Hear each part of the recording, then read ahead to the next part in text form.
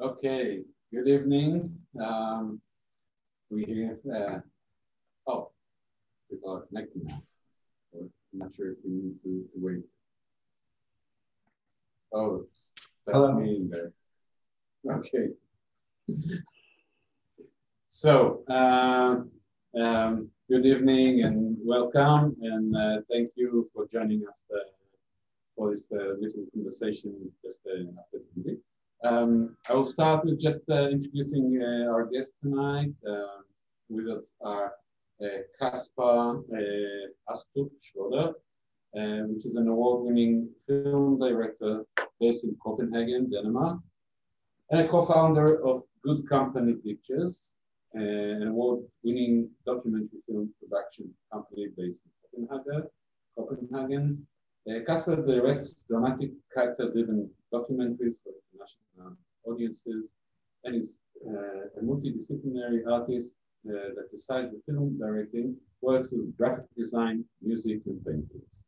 He has collaborated before with Bjarke Ingels, that we saw in the movie, in a short movie called Worldcraft that I'll mention later, and the documentary Big Time, and the artistic film Super Hidden. And it seems to me that he has close kinship with Bjarke, as they both bear a Danish social awareness and sensitivity and a unique view of the world as a giant playground. Rik Selin is a film editor based in Denmark, with vast experience spanned from feature films to documentaries, and she saves a special place in her heart for films dealing with topics of art and architecture. Rik thrives in the artistic process of editing. She creates a safe space for the directors to be curious and enable them to think outside the box. Okay, thus far what I found online. I'd like if you can add a few words on yourself. Yeah, sure. I've directed a few architecture films, and amongst other films that aren't about architecture. But I think what has fascinated me with filmmaking is to tell stories about characters, and I think Bjarke is definitely a character that's worth filming and making films about. So whereas Big Time was following him and his path to his success over 7 years, this film has been more focused on one of his projects, maybe one of the most ambitious ones, and also a project where when he started talking about it, I'm like, yeah, it's a fun and fantastic idea, but it's never going to happen. But it did happen, and that process of following it on the sideline was intriguing and also dramatic, and him as a character, a storyteller, and the CEO, which is definitely the reason why it got made. She's very colorful with the red glasses and everything, and them together was a fantastic pair of storytellers. So when we came aboard the project, Rik and I, which was a bit late in the process of building it, we had a lot of footage and a lot of material and a fantastic story, and I think following Bjarke and all of his craziness is definitely informing me and my way of making a film, to be able to think outside the box. And Rik, with a very big experience in cutting and editing films, was a great collaboration to really direct this together and come up with a way to describe this crazy epic building with these images and the music and everything. So it was a different process for me, but also a fantastic experience. Yeah. I don't know if you want to add something, Rik, to. No, it was. No, it was an amazing experience, and I think that our collaboration in having these making these really wide shots of the building and creating these slow zooms and spaces, and I think it really it really that was a really fun process doing together. And yeah, so it's been a nice process. Yeah. As I don't really know who our audience is, I would like to introduce a bit, also introduce Big and Bjarke a little bit, because I'm not sure everybody knows them. So Big is the abbreviation of Bjarke Ingels group. It's a Copenhagen, New York, London, and Barcelona-based award-winning, and a lot of awards. Group of architects, designers, urbanists, landscape professionals, interior product designers, researchers, and inventors. The office is currently involved in a large number of projects throughout Europe, North America, Asia, and the Middle East. Bjarke Ingels is the founder of Big in 2005. Previous to that, he was working with plot architects, with JDA, and tried that in Oman, in the office of Rem Koolhaas in Rotterdam. Bjarke defines architecture as the art and science of making sure our cities and buildings fit with the way we want to live our lives. The project reinvent and reinterprets architecture for almost 2 decades now, with projects such as West 57, Via in New York City, Eitale in Copenhagen, which I had the luck to go there and see, Expo 2010 Danish Pavilion, Lego House, and many, many more. He is considered by many, and me included, as the most important and influential architect of our time. And before everything else, he is a storyteller. So this is what I really want to talk about. I will talk quite a lot with you about storytelling. I think this is very important. Just a quick word about myself. I'm an active architect, also a professor of architecture in the Bezalel Academy, and the curator and co-founder of the House in Israel, which aims mainly to mediate architecture to the public. So I really do know how hard it is to mediate architecture to the public.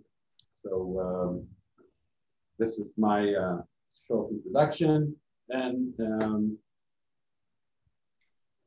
I have my first question would be really maybe a little bit hard to understand, or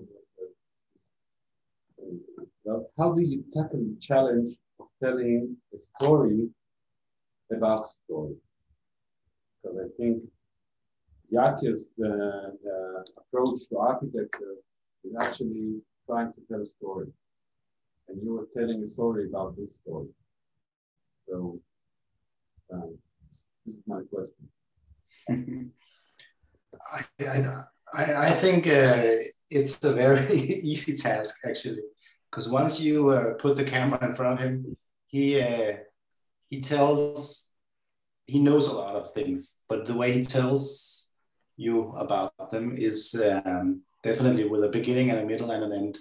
So I think he comes up with the punchlines as he go along, but he's definitely got a talent for engaging you in his storytelling, and it's always about people and how he can bring as many people, I think, to view one of his projects in different ways, and he knows all these mechanisms, and I think the architecture is not so much about the aesthetics; it's more about the functions and about exploiting all the functions and making it a social project more than anything else. So in that way, it relates very well with telling a story for us to engage something for an audience. His audience is his users, and he knows that when he presents things. So yeah, he's definitely got a talent for this. No. yeah.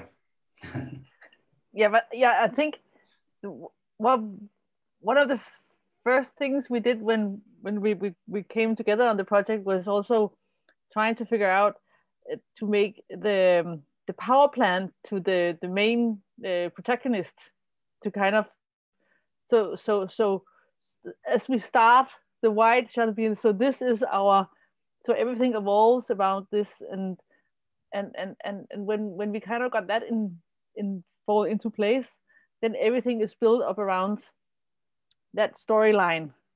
So and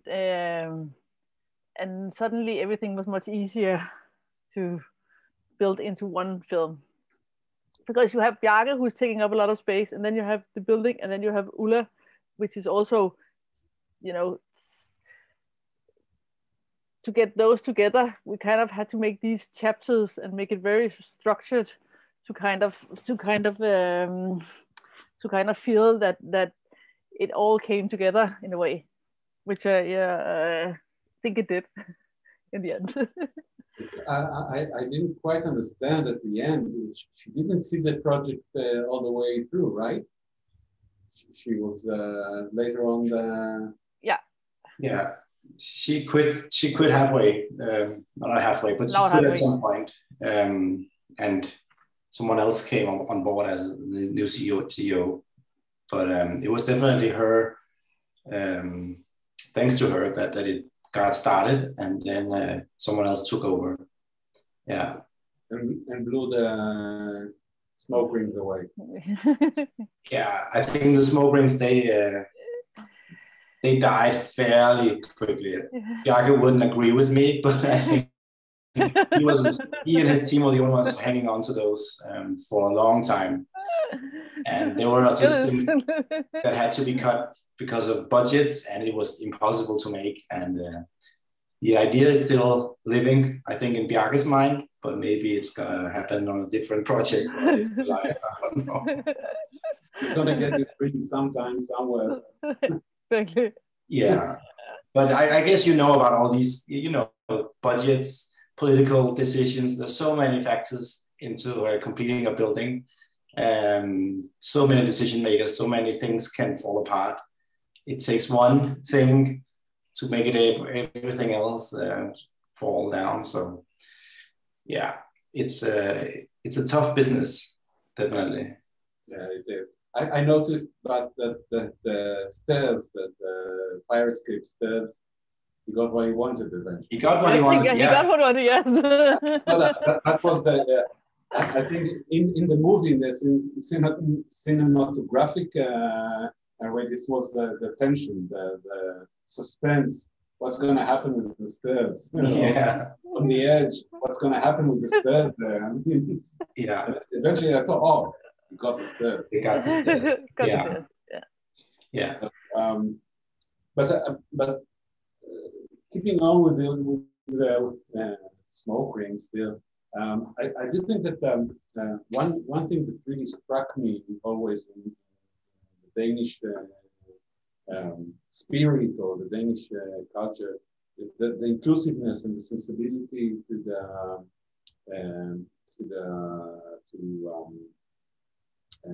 major awareness and sensibility to social issues, and the inclusiveness that the Danish people have.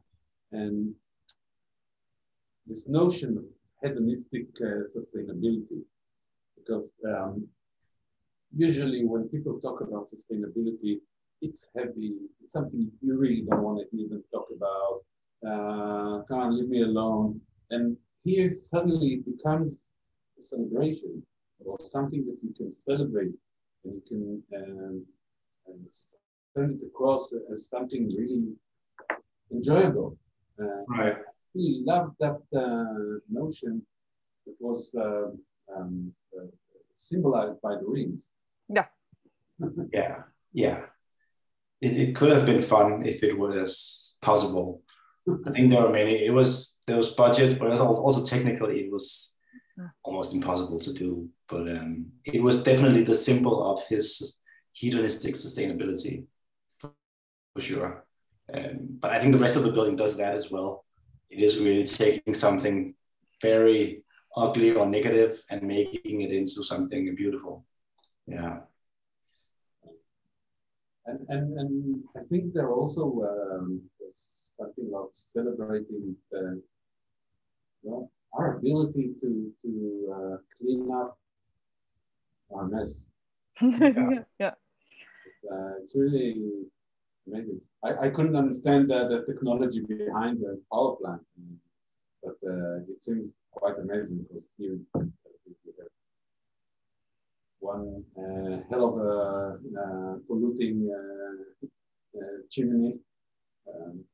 Stopped working a few years ago, but it was horrible when it was working, so I can understand that. And I think that the movie also invites us to consider how architecture can help us shape very different future. Different what? I think the movie shows how architecture can be a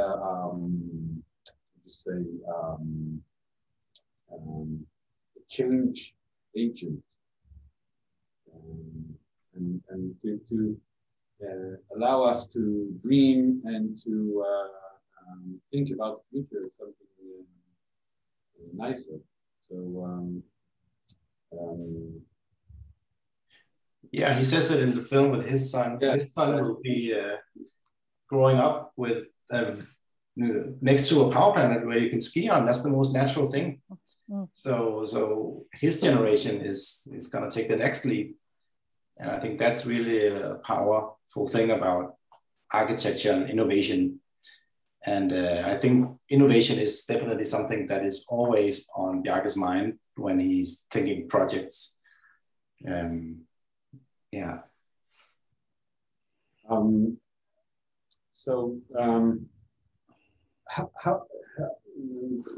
was gonna say that, let's talk about a little bit about the way that your film or any film can try and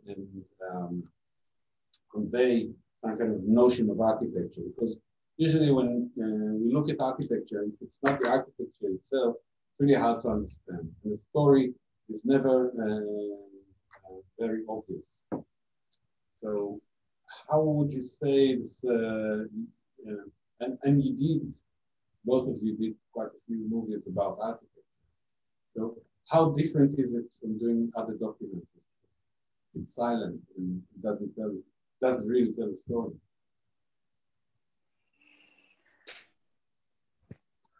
Different. Well, I think for me, I've always made films about characters, and having something as dead as a building is a challenge when you are constructing live images around it. So for me, it's always been about characters and who are the characters that are using this building. But I think with this project, we actually really treated the building as a character that grows up and develops.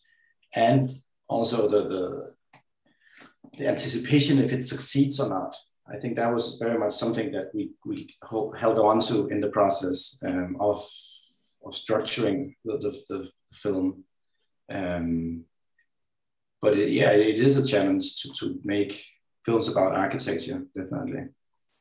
I don't know, like if you have something. Yeah, no, but I think also the films that I have also edited with architecture before it's the people around it that kind of bring into the story. But I think this one, it was a bit different because it has this, as you said, the building was a bit of a story in itself, and we could kind of,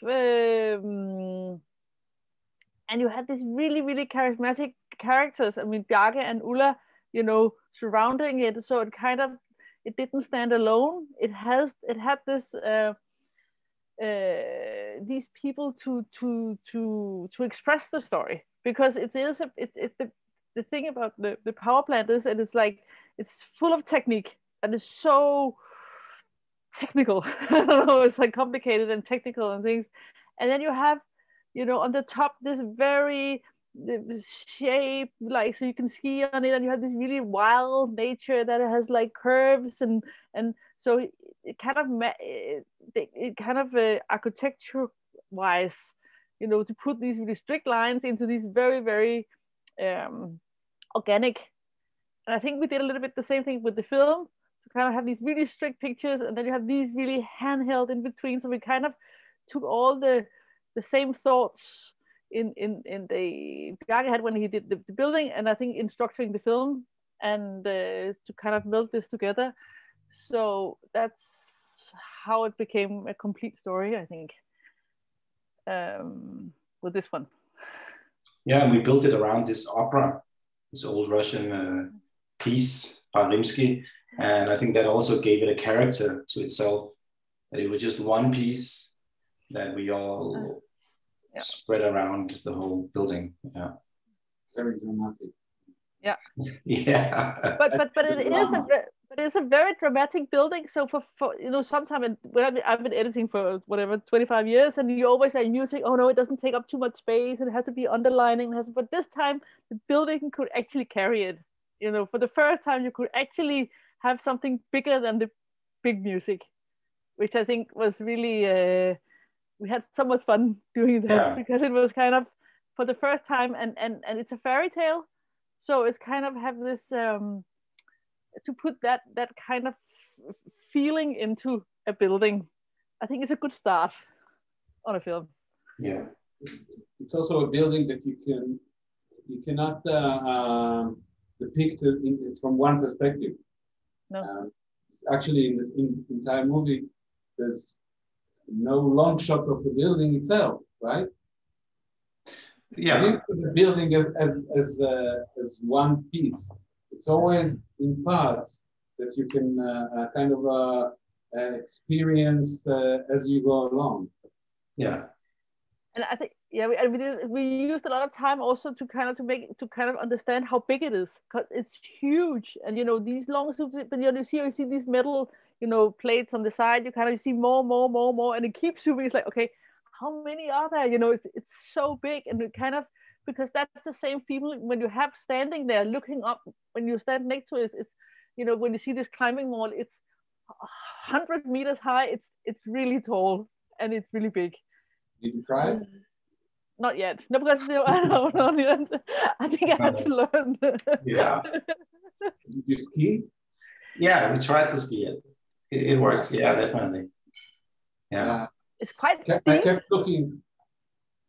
kept looking for the banisters to see if you can jump off it or fall off it. It's quite frightening in some points around it. So it's really quite amazing. And I think it's also another feature of the movie that struck me was really that the music and the choreography. I mean, it really was choreographed, the entire movie. And the interesting thing about it was that not only the people moved, but the building moved to the music. So that was really, if you want to talk a little bit about the rhythm of the movie. Yeah, we had all this archive, and there was a story that was definitely chronological in the way that it was built. And it was like these small cameras that had followed some processes that were very interesting. But I think everyone knew it was there. It's not like a big secret. Will it arrive or not? But we wanted to, I think, tell different parts, different stories in parts around the building. And it's not until the very end we go out in the big drone shot and we actually see the building. But there's so many facets, I think, in the building that were worth exploring visually. And then with different parts of this ballet music that is also very visual in its expression, I think that really worked. Like the opening shot, you have a chimney, you have no idea where you are. Zooming out, you start to hear noises and you see like grass and then the skier and what's going on. Oh. Yeah. So I think the way that we were intrigued by all these different views on the building when we were there, this was something we wanted to exploit in capturing it on film. Yeah, and I also thought that in some parts of the movie, it almost felt like Fritz Lang's Metropolis. You think taking the furnace and what inside feels like, hey, there's something kind of old technology working here or something, although it's probably the edge. But that was a big reference for us, because we had to go back to when you loved a factory, you know, because we had to kind of fall in love with a factory. So we were talking a lot about these old films, because at that time the industry and the fabric was kind of the thing to save, and now actually this fabric is coming back as to save us from to getting rid of our waste and helping the environment, sustainability, everything, and fun on top. But these things could have been really bad. So, but then we kind of talked about also, you know, Kraftwerk, you know, the music at the time. That was like, we also talk about, you know, could be these hard, tough kind of music. But then I think this, to put a little bit that ballet and fairy tale into it, it kind of, but it still has the grandness and the epic. We kept talking about epic, because it is an epic idea, and it's actually just to do a 99.9 clean smoke coming out of is impossible. It is possible now, but it was never made before. So so just the whole concept, it was epic. Yeah, I do think it was epic, and it is epic, and this, it's a very interesting notion, I think, that to think about this thin layer of fun around such a huge factory, and for us to begin to love factories again.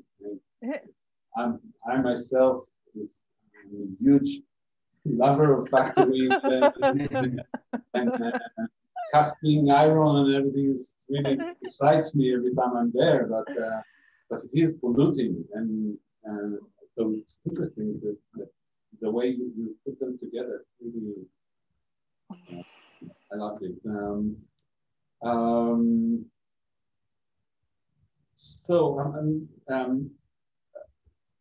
I think there's also you can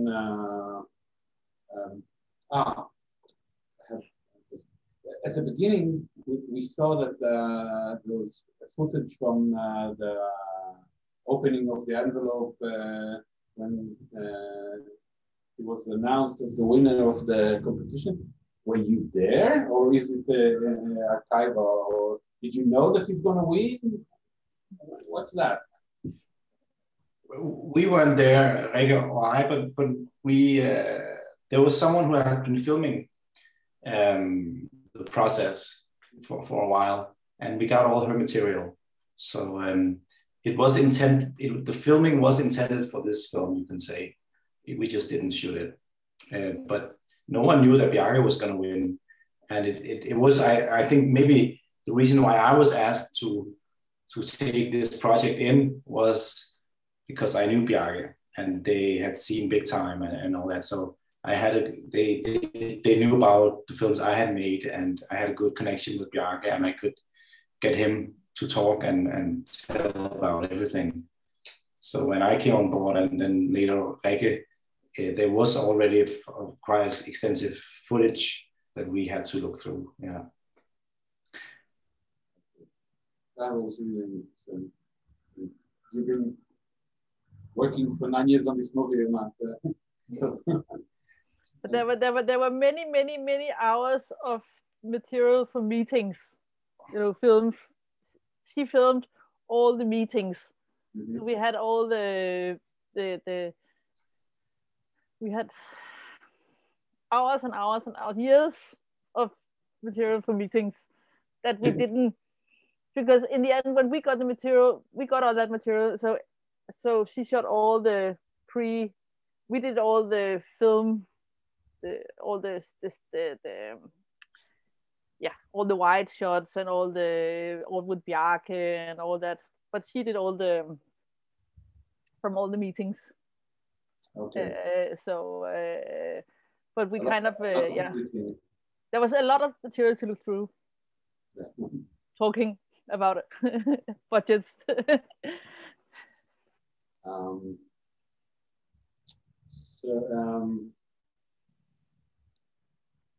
I'd like to ask you if you want to elaborate a little bit or to talk about your motivation in choosing stories about architecture. Why do you think you're enthusiastic about doing architecture films? Because as we spoke before, it's really hard to communicate architecture to the public and to try and create something that depicts the quality of the architecture. Why do you do that? I think the film media has an advantage that it can reach broader than a book can. If you go to a bookshop and there's an architecture book, I think fewer people will take that up than if there's an architecture film on a streaming service. So I think it has a broader appeal just because of the media. And I think that's worth making a film about architecture. So that in that sense, I think we as filmmakers can help tell stories that are maybe more important than people would think, people that aren't interested in architecture. And of course, then it's our job to make it accessible and universal and make them want to watch it. But it's definitely a challenge, as we talk about, to make films about architecture interesting. But I think it's a super important subject. It decides how we are living our lives, how like the buildings we live in, and maybe too many people take that for granted. And it is possible to change the world with architecture. And I think that is why it intrigues me to try to make these kind of films. So I'm also interested in these kind of architectural projects that do want to change the world in some way, or architects as characters. Yeah. Yeah. I think the love of the architecture, drives a lot, but also because sometimes when you know the story, as you said, all architecture has a story, but sometimes it's maybe harder. But sometimes when you know these stories, you kind of see it in a different way, and you kind of, there's something more to it, and there's something behind it, and I think we can exactly as Kasper said, tell these stories and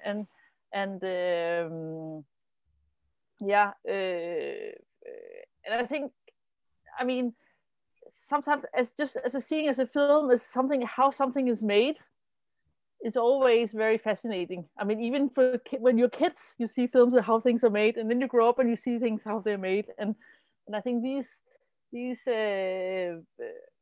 films are, I think they're really important, and they're really important for us to make them accessible and entertaining and full of love, and I think they're really important to do. You have to do it. No, it's kind of yeah. I agree. I can only thank you for that, because usually when we talk about architecture, people yawn. But I really do agree that it's a very important thing to talk about, and I thank you for showing the world that it can be also fun. Yeah, we're trying to. And I think that in this case, this building is really an incredible example of how story can create a reality. Because we as the human race, if I may, always live by their stories. The stories are things that bind us together. Yeah. To have a building that can tell a story is really quite amazing. Yeah. And to have you to tell the story also. And also, I think change perspective, change things, and the stories that the architect can change the world. And also, like, Denmark is a very flat country. We don't have any mountains, as Bjarke says in the end. The fact that we build a mountain, you can look at Copenhagen in a different perspective. You can stand there and you can see things you have never seen before. You can change that. If we can build this here, maybe we can do other things. We can inspire people. So I think that's so we have to make them films about those people. That makes things good. Fight for the skies. How to get to the sky. We were also talking before about you mentioned about the love of nature that people in Copenhagen, in Denmark, in general have. And I think that this building also introduces nature into the center of the dirty part of Copenhagen.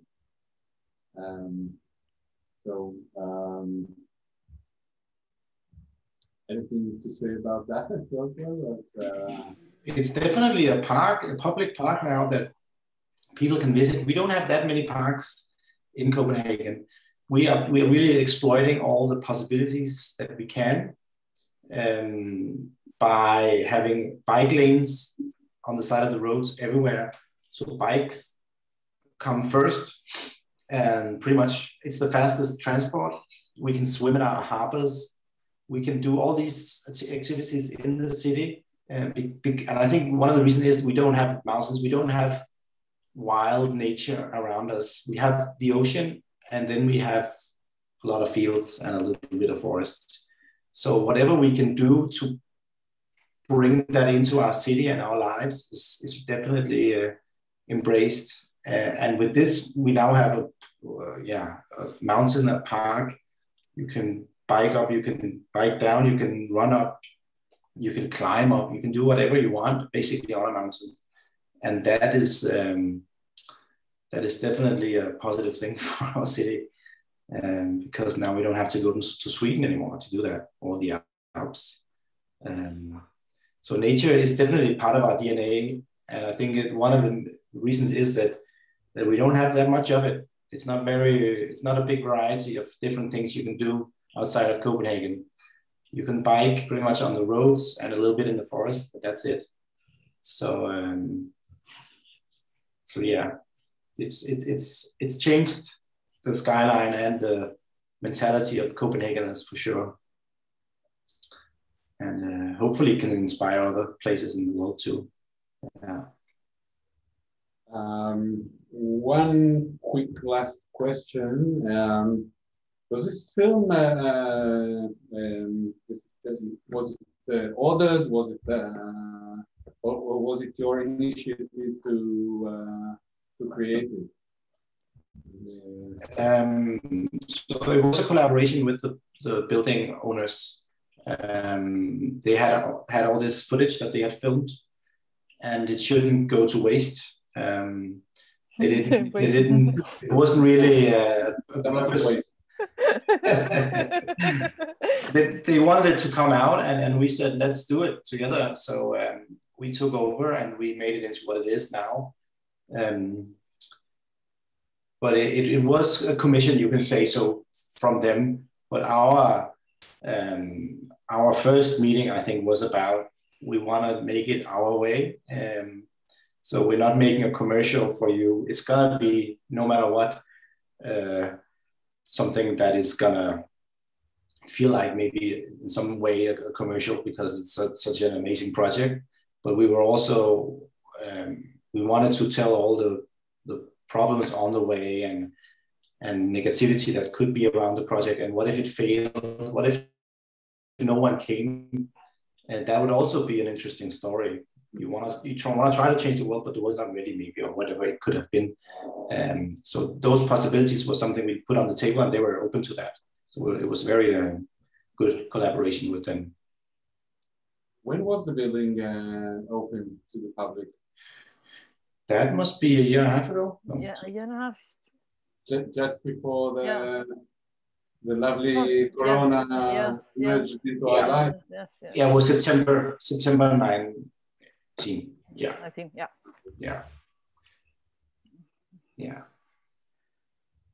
Okay.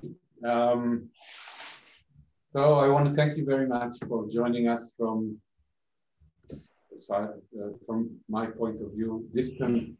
I would love to go to sometime soon, as soon as the airports will be open again. Yeah. Yes. And so thank you very much for joining us. And it was lovely to have you with us. Thank you. I hope to see many more films by you and to enjoy them as much as I did this one. Thank you. Thank you very much. Thank you. Thank you for